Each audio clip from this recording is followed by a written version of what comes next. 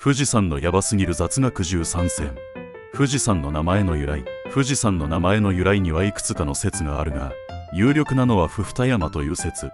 これは他に比べるものがない唯一無二の山という意味がある。他にも不老不死の伝説から伏山という説や、アイヌ語で火の神を意味する墳地など様々な由来が伝わっている。阿蘇山は富士山より高かった。九州の阿蘇山はかつて富士山よりも高かったとされる。さらにはエベレストを超える高さがあった時期もあると言われているが、噴火や地殻変動により現在の標高に落ち着いたという説がある。富士山山頂は私有地。富士山は世界遺産として有名だが、その山頂部分は意外にも国有地ではなく、浅間神社が所有する私有地、約38万5000平方メートルもの広大な土地が神社のものになっている。富士山の初雪は夏にも降る。初雪と聞くと冬を連想するが、富士山では夏でも雪が降る。山頂の気温は年間を通じて低く、8月に初雪が観測されたこともある。これは富士山特有の気候条件によるものだ。秋田県にも富士山がある。秋田県には富士山という名前の小さな山が存在する。この山の標高はわずか35メートルで、江戸時代や明治時代に削られた結果、現在の高さになった。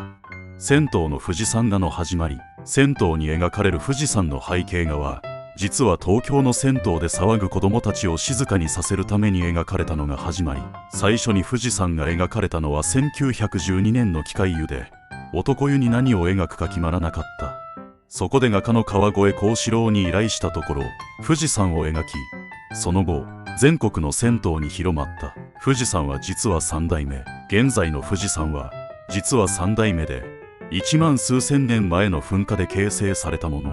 最初の富士山は約70万年前に誕生し、2代目の小富士火山が8万年前にできた。その後現在の形になったのは約8000年前と言われている。富士山の5合目はちょうど半分ではない。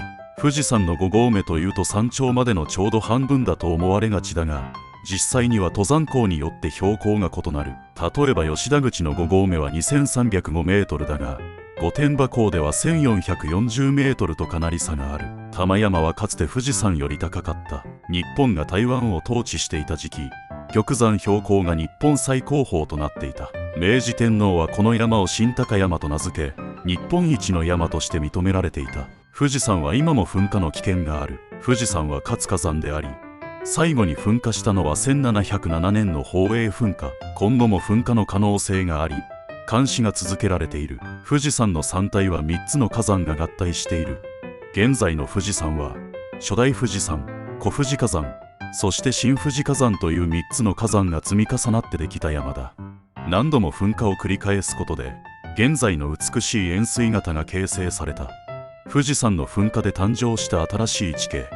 1707年の宝永噴火では大量の火山灰と溶岩が噴出し、その結果として宝永山という新たな火山帯ができた。現在でも登山中にその痕跡を確認することができる。富士山の標高は毎年変わる。富士山の標高は火山活動や地殻変動によって微妙に変化している。地震や噴火の影響で標高が上下し、富士山が今も生きている火山であることを実感させる。